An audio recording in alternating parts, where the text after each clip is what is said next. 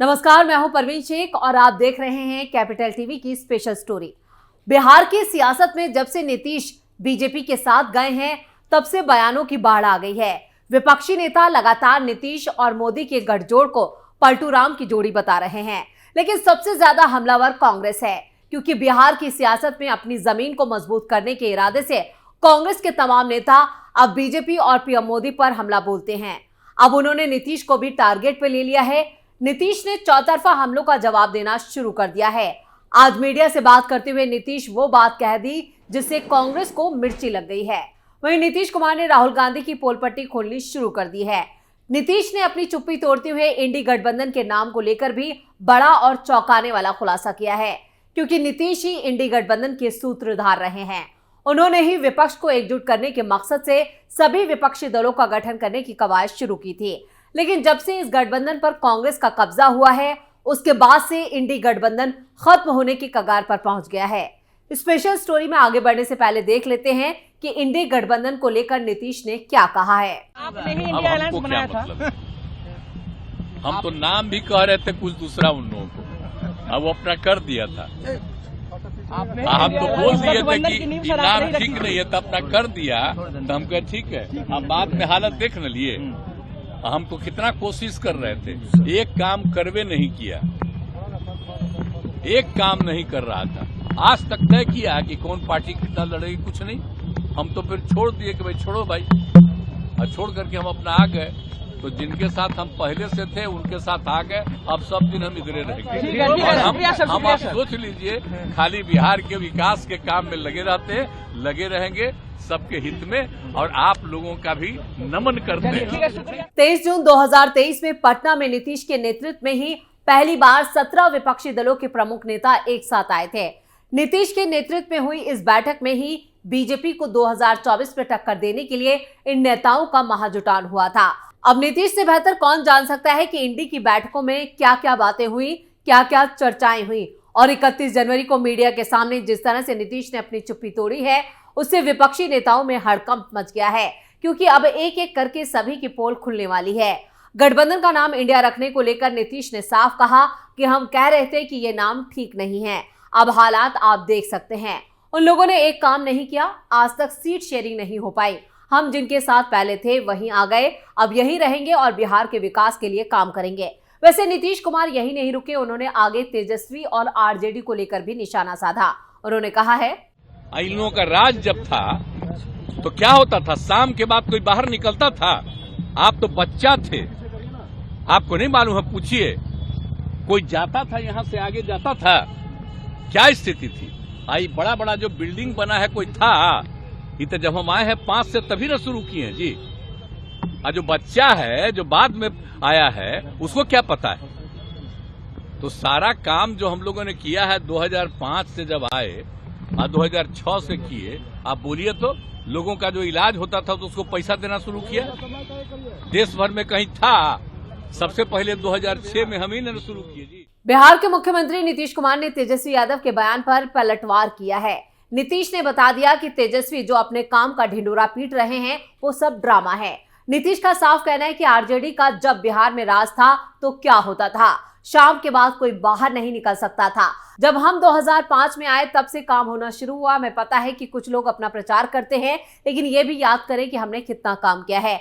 नीतीश ने अपनी चुप्पी तोड़ते हुए राहुल गांधी को भी आड़े हाथों लिया है। इससे पहले बिहार में जाति सर्वेक्षण को लेकर कांग्रेस नेता राहुल गांधी की टिप्पणी पर मुख्यमंत्री नीतीश कुमार ने तीखा हमला बोला है। नीतीश ने कहा कि जाति जनगणना मैंने करवाई, लेकिन इसका क्रेडिट वो ले रहे हैं। कांग्रेस नेता राहुल गांधी ने मंगलवार को दावा किया था कि बिहार के मुख्यमंत्री नीतीश कुमार ने महागठबंधन के सहयोगियों के दबाव में जातिगत सर्वेक्षण कराने का आदेश दिया, जिसके बाद वो खुद को फंसा हुआ महसूस कर रहे थे।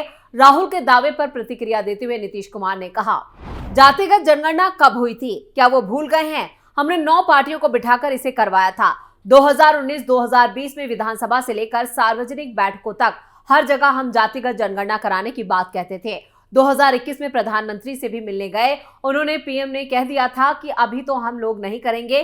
फिर हमको एहसास हुआ और हमने सभी लोगों को बुलाया, तो ये जातिगत जनगणना हमने करवाई है, ये सब मेरा किया हुआ है। वो फर्जी क्रेडिट ले रहे हैं, मैं क्या कर सकता हूँ, छोड़िए इन सबको। आपको बता दें कि राहुल गांधी ने पूर्णिया जिले में एक रैली को संबोधित करते हुए जेडीयू अध्यक्ष को आड़े हाथों लिया था। भारत जोड़ो न्याय यात्रा के दौरान रैली को संबोधित करते हुए कांग्रेस नेता ने कहा था, आप लोगों को ये समझने की जरूरत है कि कांग्रेस और आरजेडी के जातिगत सर्वेक्षण सुनिश्चित करने के बाद नीतीश कुमार खुद को फंसा हुआ महसूस कर रहे थे और भारतीय जनता पार्टी ने उन्हें बाहर निकलने का रास्ता दे दिया। अपनी भारत जोड़ो न्याय यात्रा के दौरान पूर्णिया जिले में एक रैली को संबोधित करते हुए राहुल ने बार बार पाला बदलने के लिए कुमार पर कटाक्ष भी किया। 30 जनवरी को बिहार के पूर्णिया पहुंचे राहुल गांधी ने रैली को संबोधित करते हुए सीएम नीतीश को लेकर बड़ा हमला बोला था। स्टोरी में आगे बढ़ने से पहले देख लेते हैं कि कैसे राहुल ने नीतीश पर तंज कसा था। आपके चीफ मिनिस्टर गवर्नर के यहां स्वेरिंग इन के लिए गए, बड़ा धूमधाम था। वहां पे बीजेपी के नेता बैठे थे, गवर्नर साहब बैठे थे, सब एमएलए बैठे थे। स्वेरिंग इन होती है, शपथ लेते हैं चीफ मिनिस्टर का,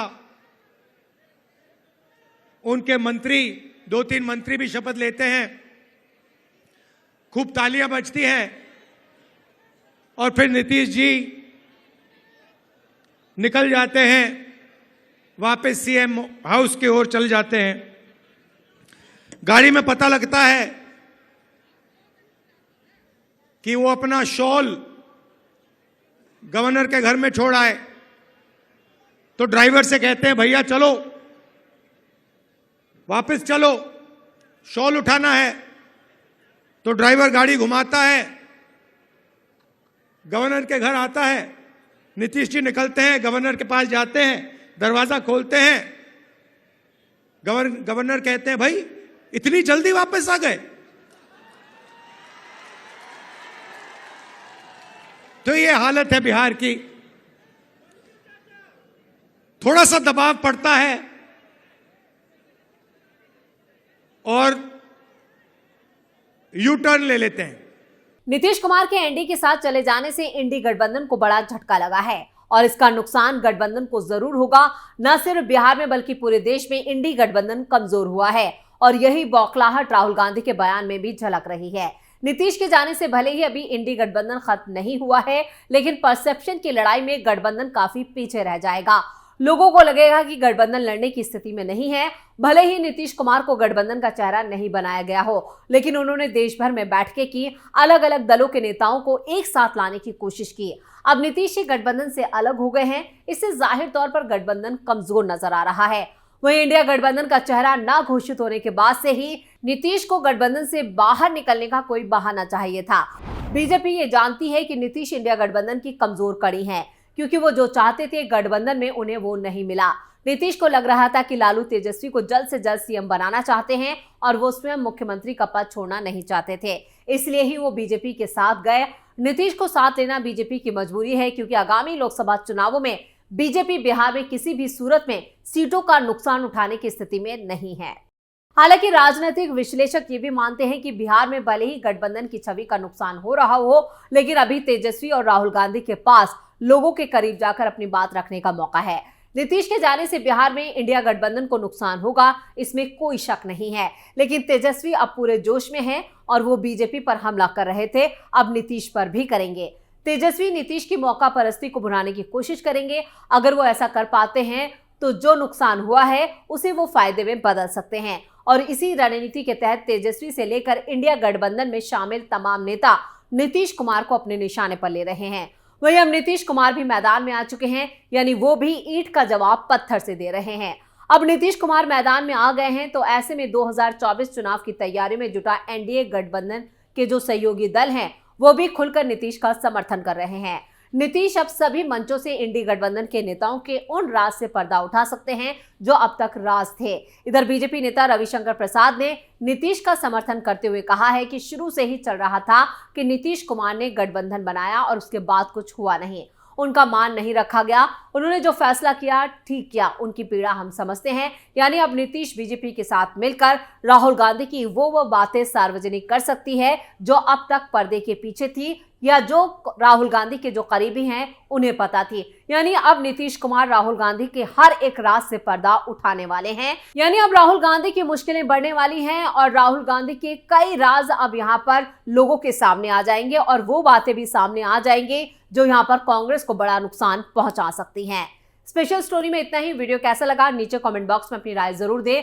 वीडियो को लाइक शेयर करें और कैपिटल टीवी को सब्सक्राइब करें। नमस्कार।